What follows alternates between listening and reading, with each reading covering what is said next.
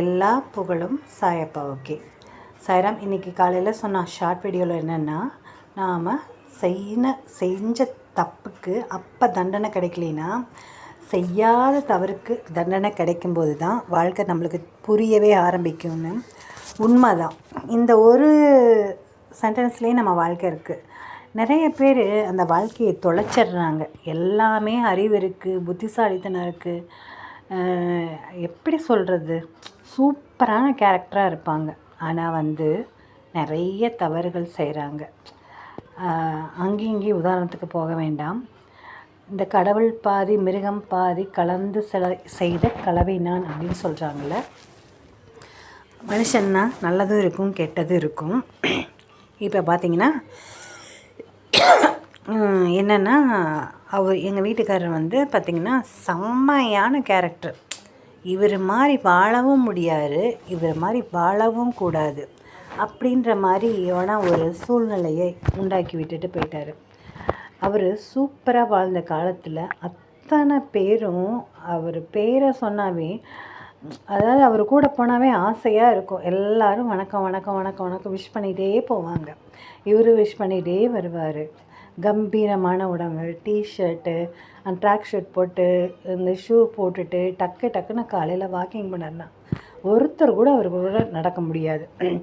பழனியில் ஆயக்குடின்னு இருக்கு, அங்கேருந்து அடிவாரம் வரைக்கும், பழனி அடிவாரம் வரைக்கும் ஷார்ட்கட்டில் போயிட்டு திரும்பி வருவார். எனக்கு கூட வர சொல்வார், நான்லாம் வரலப்பா, பாதியிலே மயக்கம் போட்டுருவேன் அப்படின்னு சொல்லிடுவேன் நான். அப்படி ஒரு சூப்பரான கேரக்டரு, அத்தனை மக்களையும் தன்னகத்தை வச்சுருந்த ஒரு அருமையான கேரக்டரு. எந்த ஜாதி வித்தியாசமும் பார்க்க மாட்டாங்க. தங்கிட்ட இருக்கிறது எத்தனை இருந்தாலும் பொண்டாட்டி பிள்ளைகிட்ட கூட வச்சுக்கணும்னு நினைக்காம அப்படியே தூக்கி கொடுத்துருவார். செம்மையான கேரக்டர். ஆனால் அவர்கிட்ட இருக்க ஒரே ஒரு விஷயம் என்னென்னா, இந்த குடிப்பழக்கம்தான். அது கொஞ்ச நாளுக்கு அப்புறம் மனுஷனை பாடாக படுத்திருச்சு. அவரும் தான் எல்லாமே கட்டுப்பாடு உள்ள மனுஷன், நம்ம இதிலேருந்து மீண்டு வந்துடலாம். என்கிட்ட என்ன சொல்லுவார் தெரியுமா, நீ எதுக்கு ஃபீல் பண்ணிகிட்ருக்க, எனக்கு வேணும்னா வேணும், வேணாட்டி வேணாம், அப்படி விட்டுருவேன் அப்படின்ட்டே பேசுவார். இதனால் நிறைய சண்டை சச்சரவு இப்படியெல்லாம் நடக்கும். கடைசியில் பார்த்திங்கன்னா எல்லாருமே சொல்ல ஆரம்பிச்சிட்டாங்க, ஏன் இவன் இப்படி பண்ணுறான், ஏன் இப்படி பண்ணுறான்னு. அப்போ அவருக்கு ஒரு தாழ்வு மனப்பான்மை ஆயிடுச்சு.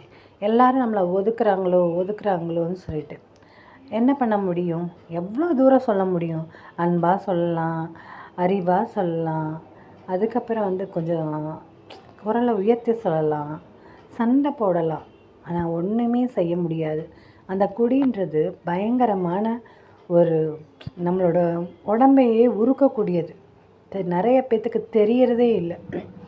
எத்தனை பேர் கண்ணுக்கு முன்னாடி அழிஞ்சாலும் கூட அந்த குடியில் தான் என்ன இருக்குமோ தெரில. வீட்டில் செத்தாலும் குடி, பொழைச்சாலும் குழந்த பிறந்தாலும் குடி. என்ன மனுஷங்க வாழ்க்கை இது. நான் ரொம்ப ஃபீல் பண்ணிட்டேங்க, இதில் ரொம்ப அடிபட்டிருக்கேன். இந்த விஷயங்கள்லாம் முடிஞ்சதுக்கப்புறமா, அவர் போனதுக்கப்புறமா திருந்தின ஒரே ஜீவன் அவரோட தங்கச்சி பையன்தான். அவன் அப்படியே டோட்டலாக சேஞ்ச் பண்ணிட்டான்.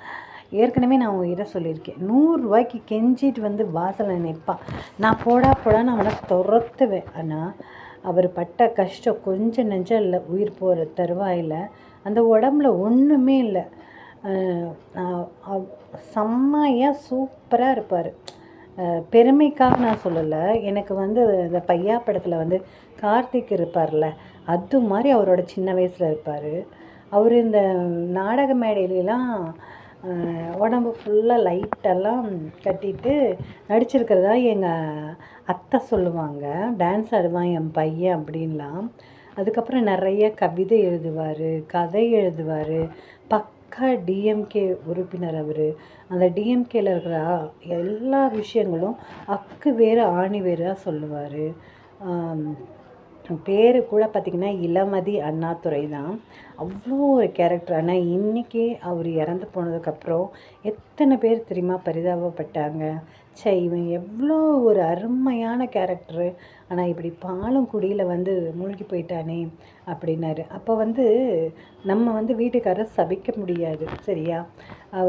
ஆனால் அவர் பண்ணின அந்த டார்ச்சருக்கெல்லாம் காசை கொடுன்னு நினச்சிருது, அது ரொம்ப கஷ்டப்படுத்திட்டார். அப்போ வந்து எல்லாரும் உட்காந்து அழுவோம். நம்ம அழுகிற கண்ணீர் வந்து அது யாராக இருந்தாலும் சும்மாவே விடாது.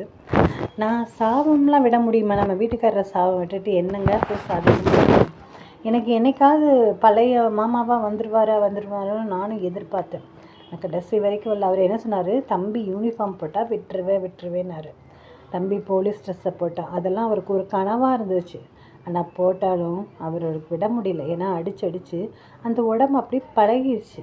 அவ்வளோ ஸ்ட்ராங்காக சூப்பராக இருந்தவர் பாப்பாவை கூட தூக்கி கொஞ்சம் முடியாது. அந்த வெயிட்டை கூட பாப்பா ஒரு சின்ன குழந்தை எத்தனை வெயிட் இருக்கும் அதை கூட தூக்க முடியல. அந்த அளவுக்கு சோர்வாக போய் காலெல்லாம் குச்சி மாதிரி ஆகி அப்புறம் வந்து போட்ட பிளட்டெல்லாம் உடம்புக்குள்ளே ஏற்றுக்காமல் வெளியேறி இப்படி கண்ணுக்கு முன்னாடி 1008 அந்த கஷ்டங்களை பார்த்தேன் நான். அப்போ வந்து அவர் மனசு வந்து உணர்த்தியிருக்கும், நம்ம செஞ்சதெல்லாம் தப்பு. இப்படி ஒரு அழகான சின்ன பையனெல்லாம் வேண்டவே வேண்டான்னு சொல்லுவான். இவரெல்லாம் உனக்கு வேணாமா, எவ்வளோ டார்ச்சர் பண்ணுறாரு, வேணாமான்னு சொல்லும். ஆனால் அவர் கஷ்டப்படும் போது கூட இருந்து அத்தனை சூதான அவங்க அப்பாவை பார்த்துக்கிட்டான். அப்போல்லாம் அவர் வந்து ரொம்ப ஃபீல் பண்ணியிருப்பார் மனசளவில். ஆனால் கடைசி நேரத்தில் வந்து எதையும் அவர் என்கிட்ட ஷேர் பண்ண முடியல. ஏன்னா அவர் உடம்பு ஒத்துழைக்கல, எதுவும் முடியல. அவரை காப்பாற்றிடலன்னு நானும் படாத பாடுபட்டேன்.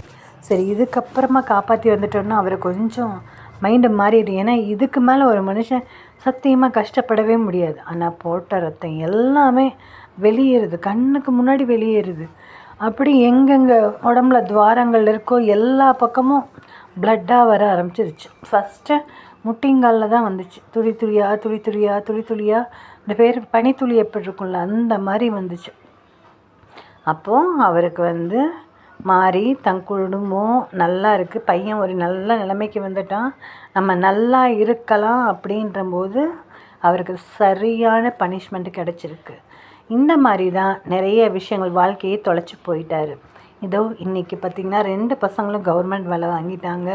ஒரு நல்லது செஞ்சு சாப்பிடும்போது, ஒரு நல்ல விஷயம் நடக்கும்போது, வீட்டில் ஒரு சூப்பராக ஒரு படம் பார்த்துட்டு எல்லோரும் உட்காந்துருக்கும்போது மிஸ் பண்ணுவேன். நான் நல்லா வாழ்ந்தேன் அந்த ஒரு வாழ்க்கையை நினச்சி தான் நான் ஃபீல் பண்ணிக்கிட்டே இருப்பேன். இப்போ வந்து அவர்கிட்ட வந்து நான் என்ன தான் இருந்தாலும் அவரை வந்து அதிகமாக லவ் பண்ணி தான் கல்யாணம் பண்ணிக்கிட்டேன். அதனால் அவரை என்னால் திட்ட முடியல. ஏண்டா அழகான ஒரு வாழ்க்கையை தொலைச்சிட்டாரேன்னு தான் மனசு அங்கலாப்படுது. என்ன பண்ணுறது? எவ்வளோ தூரம் போய் திரும்பி வருமா அந்த வாழ்க்கையெல்லாம் திரும்பி வருமா? நம்மளுக்கு ஒரு அழகான வாழ்க்கை கிடச்சிருக்கு, நம்ம அதை அனுபவிக்கிறதுக்கு வந்திருக்கோம். எவ்வளோ சந்தோஷமாக இருந்துட்டு போகணுமோ அப்படி இருந்துட்டு போகணும். இதோ எனக்கு கூட நீ எப்போ இருப்ப என்னன்னே எனக்கு தெரியாது, அது வரைக்கும் சந்தோஷமாக இருந்துட்டு போகலான்னு முடிவு பண்ணிட்டேன். எல்லாமே சாயப்பாவோட ஆசீர்வாதத்தில் நமக்கு உண்டானது எல்லாத்துக்கும் செஞ்சு, நம்மளால் முடிஞ்சதை செஞ்சுட்டு எல்லாத்தையும் சந்தோஷப்படுத்திட்டு போகணுன்றது தான் ஒரு முக்கியமான ஒரு விஷயமாக வச்சுருக்கேன். எனக்கு எதெல்லாம் சந்தோஷமாக இருக்குமோ அப்படின்னு சொல்லிட்டு தான் நானும் பாப்பாவை நல்லபடியாக, குட்டி பாப்பாவை நானும் விளாட்றது தான் வேலை. டிவி பார்க்குறது, வீட்டில் கொஞ்சம் என்னால் முடிஞ்ச வேலையை செய்கிறது, எல்லா படமும் தம்பி போட்டு காட்டுவான், எல்லோரும் உட்காந்து பார்ப்போம், சூப்பராக இருக்கும். இதெல்லாம் அவர் மிஸ் பண்ணிவிட்டு போயிட்டார். அவர் மட்டும் இல்லைங்க, உலகத்தில் நிறையா பேர் இந்த மாதிரி பண்ணுறாங்க. 2வது, குடும்பம் நல்லா இருக்கும்போது அந்த குடும்பத்தை மிஸ் பண்ணிடுறாங்க. பார்த்திங்கன்னா நிறைய பேர் ஆஃபீஸில் ஆகட்டும், எங்கே ஆகட்டும், அவங்க செஞ்ச ஒரு தப்பு மனசாட்சிக்கு விரோதமாக, மனசாட்சிக்கு தெரியும் நீ தப்பு செய்யாதன்னு சொல்லணும். ஆனால் அதை மீறி நம்ம தப்பு செய்வோம் பாருங்கள். அப்போ நம்ம மனசுக்கு தெரிஞ்சே நம்ம தப்பு செய்வோம், இது தப்புன்னு. ஏதோ ஒரு தேவைக்காகவோ நம்ம அந்த சூழ்நிலையை சந்திக்க வேண்டி வந்தாலும் கூட கடைசியில் முக்கியமானது, அதை விட முக்கியமான சூழ்நிலை, நெருக்கடியான ஒரு சூழ்நிலை வரும்போது அங்கே கடவுள் வச்சு செய்வார். அதனால் நீங்கள் அந்த டைமில் வாழ்க்கையை புரிஞ்சு என்ன செய்ய போகிறோம்? அதனால் நம்ம கண்ணுக்கு முன்னாடி என்னென்ன அனுபவங்கள் மூலியமாக நம்மளுக்கு என்னென்ன விஷயங்கள் தெரிய வருதோ அதை ஒரு பாடமாக எடுத்துக்கிட்டு நாம் நல்லபடியாக வாழ்க்கையை வாழ்ந்தோம்னா நம்ம வாழ்க்கையை சிறப்பான ஒரு வாழ்க்கையாக வாழ்வோம். வளமுடன். ஜெய் சாய்ராம். சாயப்பாவின் திருவடிகளே